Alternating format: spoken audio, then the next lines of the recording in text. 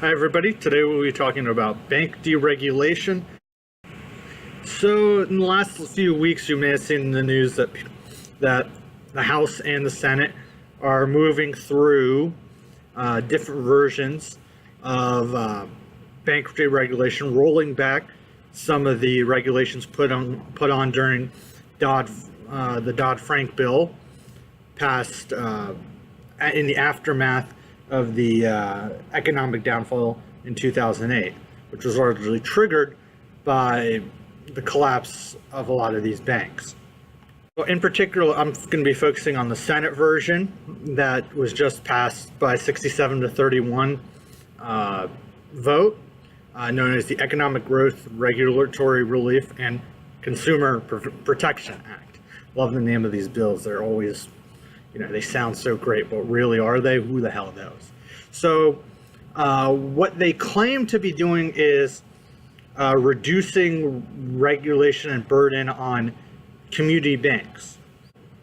While this bill actually, there is some credence to say, like, hey, let's help out the community banks, this bill, in reality, from what you can see, and there are many news articles on it, but it's very clear, this really goes beyond community banks. We're talking very large regional banks, like just very big banks. This is not just a community bank thing, but it's easier to frame it that way. And it's one thing I've always said, Republicans are very ruthless and strong in their framing.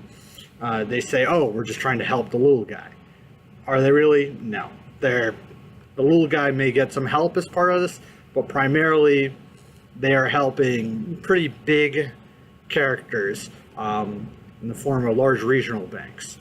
First thing we want to think about is, what is actually a community bank? A community bank is set to have, on average, from what I saw, I think Forbes had an article, it said basically 200 million, sometimes a little higher, on average, of assets. So these are tiny.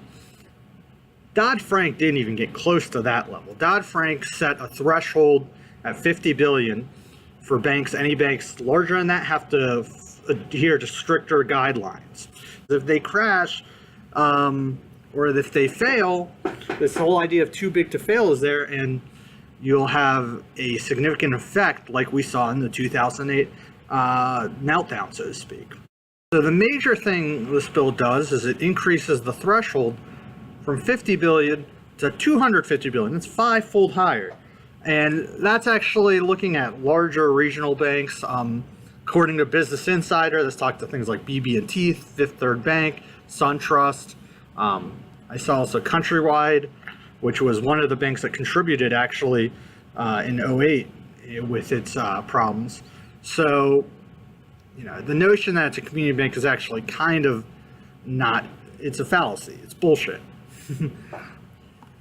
Another thing I saw that was pretty shocking is it has some parts that have to do with, your credit reporting agencies, things like Equifax. And what it's doing there is it's giving a few benefits for consumers, like free credit freezes, but it's also shielding a lot of these agencies from class action lawsuits. And we just heard, in the news about Equifax being problems. So why the hell are we protecting these companies? So not only are we deregulating larger banks, we're also protecting these companies. So it's a really baffling bill all across. And the fact that it's getting support from 17 or 18 aligned Democrats is even more shocking, except for the fact it's really not that shocking. And I'm going to tell you why it's not that shocking. So I've seen a lot of talk, particularly in mainstream media, that, it's a bipartisan bill. Democrats making a deal. These moderate Democrats are making a great deal, and they're doing a smart thing for political reasons. A lot of these Democrats come from states that Trump's won. So these red state Democrats, a lot of them are also coming up for re-election. So doing this sort of thing will help them politically. So I understand the logic there, that if you're more centrist, the theory is you can get more swing voters. And there's something to be said about that. I mean, I think on some issues, for example, in rural counties, if you I understand when politics like Connor Lamb recently came out against an assault weapons ban. I understand the logic there. Now, I don't necessarily agree with that, but having grown up in a rural area, I get that when you talk this way and you say we want common sense things, but we're not going to take your guns away, there's a cultural identity issue, so I understand that. I also understand, that they want to come off sounding more conservative in conservative areas, and just like liberals want to sound more liberal in liberal areas. And you might find more pro-choice moderate Republicans traditionally in the Northeast, although a lot of that has kind of faded away. So I'm not naive to this sort of trend, and it's always been there, I get it. But someone gotta tell me how the fuck helping big banks or regional banks, shielding credit reporting agencies, how all of this is going to win you middle of the road voters, such as, let's talk about Joe Manchin of West Virginia. I really highly doubt that the voters of West Virginia, as conservative as they are, give a flying fuck about what's going on with banks and deregulating. This is a major fallacy. Or Heidi Heitkamp or Joe Donnelly in North Dakota and Indiana. I believe Heitkamp's from North Dakota, not South Dakota. Apologies if I got that wrong. But the point is, do the people in these places really care?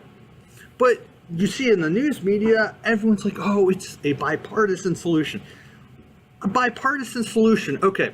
If it was really to help community banks or smaller banks, I could understand that. Or small business, legitimately small businesses. Makes total sense. But when you're talking about these large banks, I mean, they're going to mess with you anyways. I mean, I really highly doubt if you go there and you say, oh, I'm going to help, countrywide, or, there's even some parts of the bill I heard that talk about JP Morgan, Chase, and Citibank and help them. That's going to win you votes. Give me a break. So this is the kind of mentality in Democrats that supporting these kind of quote unquote moderate bills are going to win you votes. It's really done them a lot of good. I mean, losing 1,000 state legislative seats, losing control of all 2 elected branches of government, and by extension, losing control of the Supreme Court as well, or not being able to gain control. It hasn't worked, okay? Where Connor Lamb actually was effective. Now, he's not a progressive. He's a centrist. He's a conservative guy, and I probably disagree with many of his issues, like healthcare, on the gun issue. He says he's pro-life personally. So he's not so look, I'm not jumping for joy over this guy, but he did talk about pensions. He talked about, some of protecting the ACA in centrist positions, but he phrased it in a very blue collar way. That's what people care about. They care about their own personal situation, not some banks. So it's a total misread on the Democrats. So taking it a step further, when Republicans go against their party, Mitch McConnell, Paul Ryan, Trump, they go hard at them. That doesn't happen with the Democratic Party. Yeah, Schumer, the majority leader, voted against it. He opposed it, to his credit. Having said that, he didn't really push hard from all reports. He kind of let them vote their way with, again, this mentality that's going to help. So there's a lot of, it seems like just incompetence there. And maybe incompetence has some role to play for it. But these guys are senators. These guys are very well-educated people. And Schumer, while I don't agree with a lot of his policies, he has also been kind of savvy at times too. So I don't think it's all, put it bluntly, it's not all about incompetence. So let's look behind the issue. And what are a lot of these guys getting? They're getting money too from the banks. It's not just Republicans getting money. Now, granted, Republicans getting a lot more of it, say 70, 80%, but Democrats also raking money from these guys. And some of the leaders from these leading donors are obviously Schumer gets a lot being near Wall Street.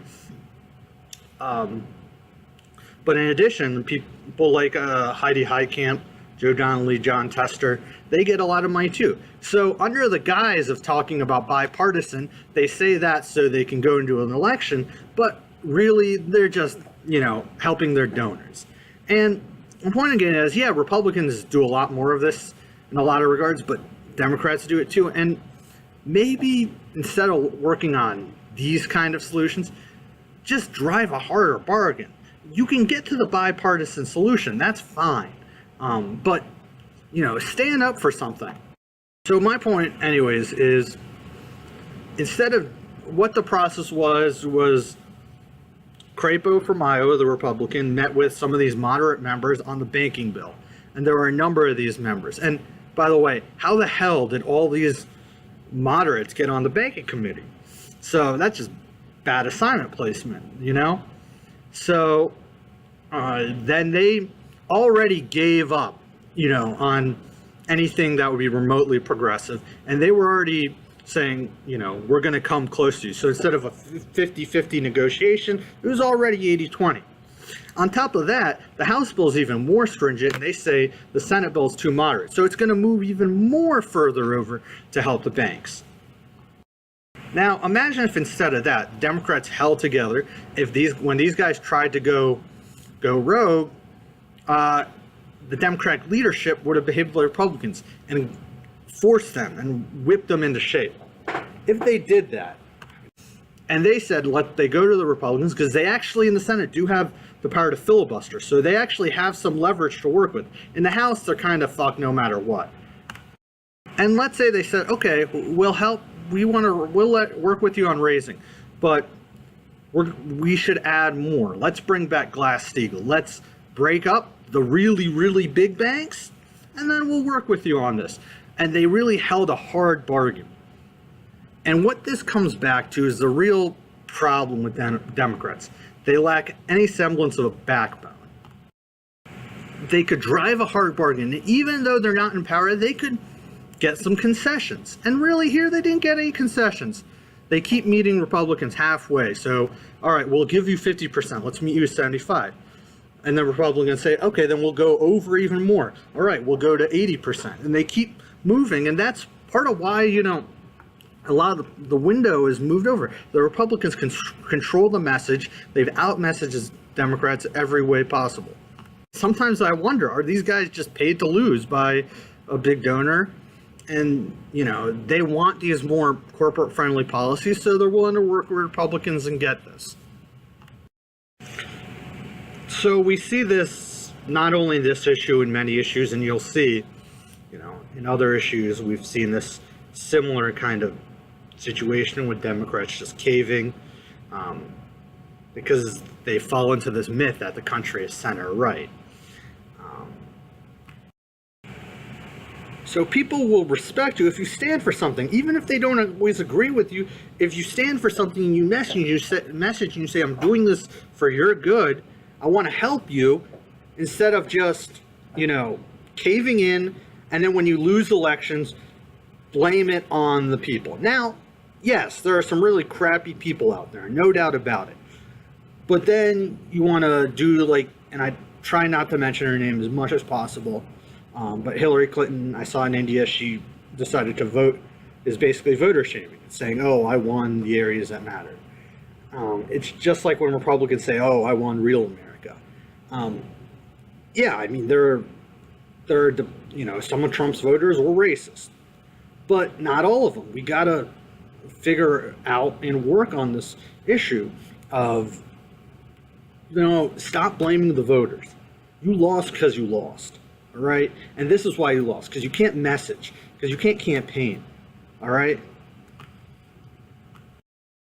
So what's the result of this? Now Democrats have caved.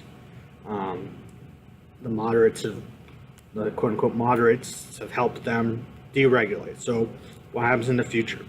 We don't learn our lessons. Just in 2008, we had this collapse. What's going to happen because of these kind of policies? because we can't pull together and make good policy. And realize just because you want some regulation, not saying every regulation's good. We have to look regulation by regulation. You know, some regulations out there are good. Now, some maybe are over the top, and we can figure that out. But people want to say, oh, you're against capitalism, or oh, you're a communist, and all this bullshit. No.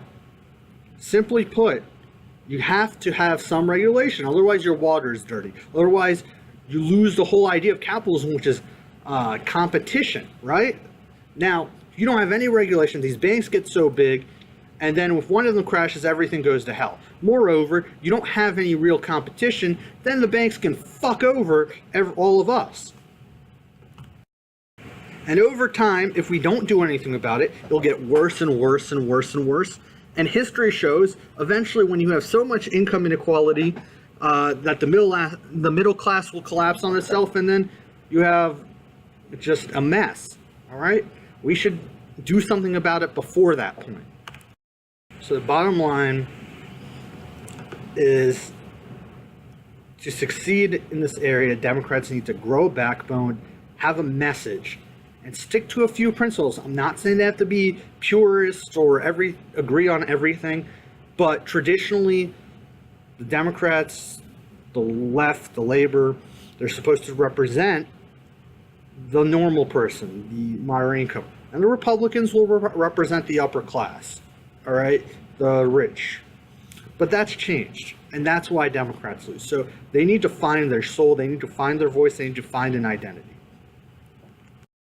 And helping push through bills like this, that 10 years ago we saw what happened.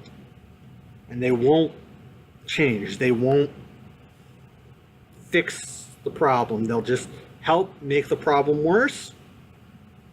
Then, well, I guess we're all shit out of luck. So Democrats, have a core. Fight for Glass-Steagall. Fight for breaking up the big banks. Fight for these type of issues. Maybe you won't get there, but it's the old half loaf of bread, full loaf of bread argument, right? You know, if you start at a stronger position, if you start more over the left, then the Republicans can't push all the findings to the right. And you may get a better deal too, you know? So, learn how to negotiate. Anyways, that's all I have to say about that, but I'm sure we'll come back to it in one fashion or another. And unfortunately, this is not really a single issue that they fail on. This is just a whole systematic issue, so it'll probably come back in one form or another.